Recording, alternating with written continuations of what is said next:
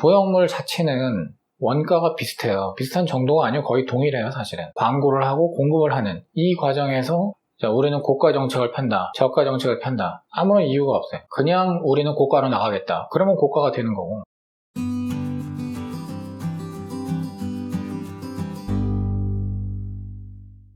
안녕하십니까, 성형외과 전문의 이주혁입니다. 자, 오늘은 성형수술의 가격에 대해서 한번 이야기를 나눠보려고 합니다.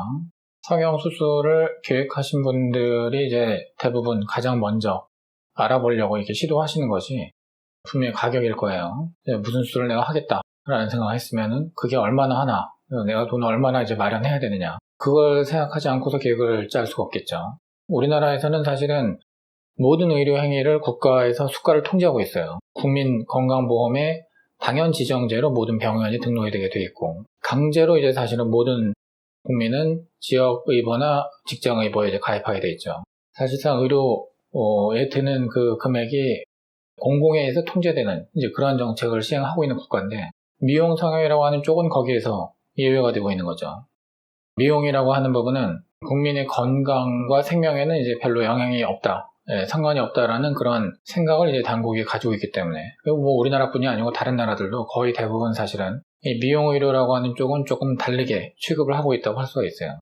자, 그러나 이것도 이제 수술이기 때문에 의료 행위이고 사람 몸에다 이제 칼을 집어넣는 이런 이제 행위이기 때문에 이 수술하고 난 다음에 사망하는 사람이 있고, 또 부작용이 발생한 사람이 있고, 후유증에 고생한 사람들이 있고, 이럴 수가 있단 말이죠. 그리고 이제 어떤 분쟁이 있을 수가 있고, 이 분쟁이라고 하는 거에 대해서 국가가 사실은 관여하기가 귀찮기 때문에, 그거에 이제 어떤 또 행정 소요가 들어가려면 또는 국가 입장에서도 비용이 들기 때문에 여기에 같이 이렇게 그 인발부를 하기가 싫어하는 거죠, 사실은. 자, 그런 면이 있어서 조금 이제 성형수술에 이제 이걸 하나의 시장으로 본다고 하면은 그 시장 자체가 좀 왜곡되어 있는 그런 면이 조금 있어요. 오늘 그런 점을 좀 중점적으로 지금 얘기를 좀 하려고 합니다. 일단은 뭐 저희는 주로 가슴 수술을 갖다 이제 많이 하니까 가슴 수술의 비용에 대해서 한번 비교해 볼 거예요. 가격이라고 하는 거는 딱 숫자로 나오기 때문에 그 숫자를 딱 이제 놓고서 이 숫자가 적절하냐, 적절하지 않느냐, 이런 거를 이제 모든 사람이 다 생각을 할 거예요. 의료도 이제 하나의 용역 서비스인데, 용역 서비스를 공급하는 건 병의원이죠. 병의원의 생각이 있을 것이고, 미용 성형을 소비하는 환자들이 생각하는 가격, 요 사이에서 이제 일치하는 지점에서 가격이 형성이 되겠죠. 왜냐하면 국가가 수가 통제를 하지 않기 때문에. 그러면 병원들 간의 경쟁, 그 다음에 소비자들이 바라는 어떤 희망사항, 이런 것들도 이제 같이 고려가 이제 돼야 되겠죠. 가슴 수술에서 좀 특이한 점은 뭐냐면은, 이 수술비의 이제 상당한 분류를 보형물의 가격이 결정하다시피 하고 있어요.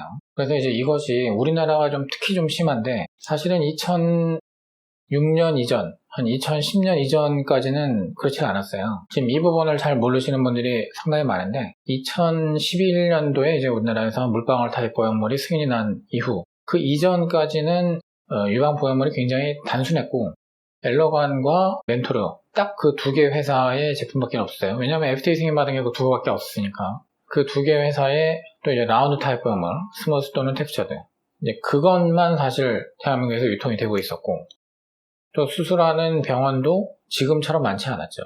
당시 수술비는 거의 500만 원에서 600만 원 사이, 그냥 거기에서 거의 통제되고 있다시피 했다, 이렇게 봐야 돼요.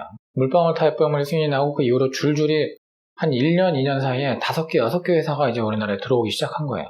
이 보형물 종류가 너무 많아지니까 의사들도 사실은 이 보형물이 뭐가 뭔지 자기가 써본 적이 없는 것 같다 이제 환자들한테 얘기를 하고 쓰라고 하는 상황이 된 거고, 환자들도 당연히 거기에 대한 정보가 없는 상태에서 수술을 겪게 되는 거였고, 이 보형물이 수술 가격을 갖다가 밀접한 연관을 맺기 시작하는 이제 그런 시기를 지나고, 그 다음에 2016년도에 모티바라는 보형물이 이제 우리나라에 들어오고, 벨라게르라고 하는 회사에서 또 이제 뭐 마이크로 텍스처 뭐 이런 제품군을 갖다가 이렇게 하면서 그 이후서부터 지금까지는 거의 보형물 가격이 수술비를 거의 통제하다시피 하는, 어떤 보형물로 수술하면 얼마다, 이런 식으로 이제 되는 이제 그런 식으로 이제 어떤 가격이 형성이 되고 있다는 거. 이제 그게 사실은 굉장히 우리나라에서 특이한 일이에요.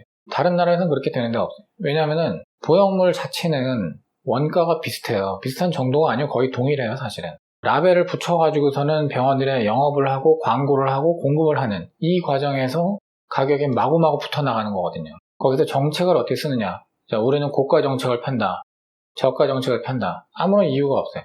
그냥 우리는 고가로 나가겠다. 그러면 고가가 되는 거고, 우리는 저가로 나가겠습니다. 라고 하면 저가가 되는 거고, 이렇게 이제 돼버린 거고, 그거에 따라가서 이제 수술 비용도 이제 결정이 됐다는 거죠.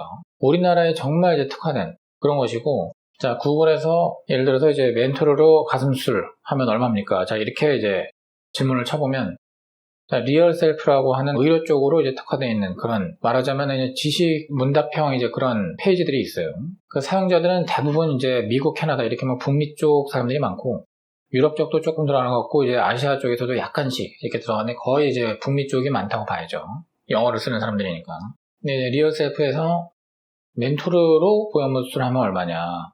자, 이렇게 했을 때 답변한 사람이 뭐 한 2,000명 좀 안 되는데 리얼셀프에서 가격이 어떤 식이냐면 US 달러를 한국 돈으로 치환시키면은 457만원에서 뭐 1,022만원까지다. 자, 이렇게 나와버려요. 뭐 평균 잡으면 뭐 이제 이렇게 되지만은 이거는 변동성이 너무 커서 그러니까 결국은 보형물에 의해 가지고선 이게 완전히 결정되는 게 아니라는 뜻이에요, 이게. 그러니까 뭐 베버리 힐즈에서 개업하고 있는 의사들은 더 많이 받겠죠. 또는 뭐 어디 조금 뭐 텍사스야 뭐 어디 그 조그만 도시에서 수술한다 이렇게 하면은 뭐 조금 더 좀 작을 수 있겠죠. 그 주민들의 소득 격차가 이제 미국은 워낙 나라가 크기 때문에 지역에 따라 가지고선 소득 격차가 굉장히 많이 나요 또. 그런 것들이 사실은 이제 많이 반영이 됐을 거예요. 그러니까 보형물을 뭘로 쓰느냐에 따라 가지고선 획일적으로 이제 그 정해지는 이런 거는 사실은 그 우리나라밖에 없다 그랬죠 그런 거는. 지금 뭐 모사의 보형물도 이제 이렇게 리얼셀프에서 검사해보면은 지금 이제 코스트에 대해서 이제 리뷰를 한 멤버가 리얼셀프에서 이건 얼마 안 되는 게 북미 쪽에서는 이 보형물이 유통이 못 되고 있거든요.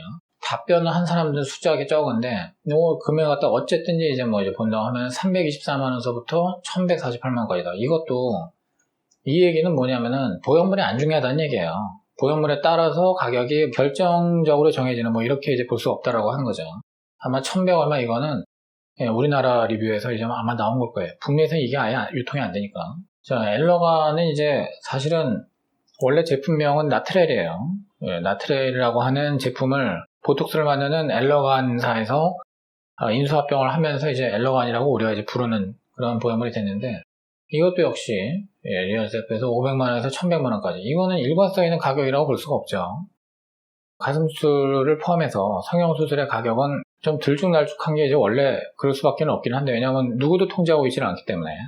근데 이 가격이 결정되는 거는 단지 거기에 들어가는 재료 이거에 따라 되는 건 아니라는 거죠. 그러니까 가장 중요한 거는 의사가 이제 얼마나 수술에 대해서 그 높은 가치를 부여했느냐 또는 낮은 가치를 부여하느냐 그리고 소비자들은 또 얼마나 그 수술에 자, 이 정도 수술이면 나는 이 정도의 페이를 지급해야 될 것이다 라고 하는 어떤 상식을 가지고 있느냐 거기에서 만나는 지점이 이제 어떤 대체적인 가격이라고 할 수 있겠는데 이거 굉장히 널뛰기가 심하다는 거죠. 비싼 보형물로 해서 많은 돈을 병원에다가 이제 내고 수술을 하면 나는 좋은 결과가 올 거야 라고 환자들한테 막 얘기를 해가지고서는 병원은 수술을 잡으려고 하겠죠. 근데 그게 허위 과대 선전이란 말이에요. 이제 그 부분에서 문제가 생기는 거예요.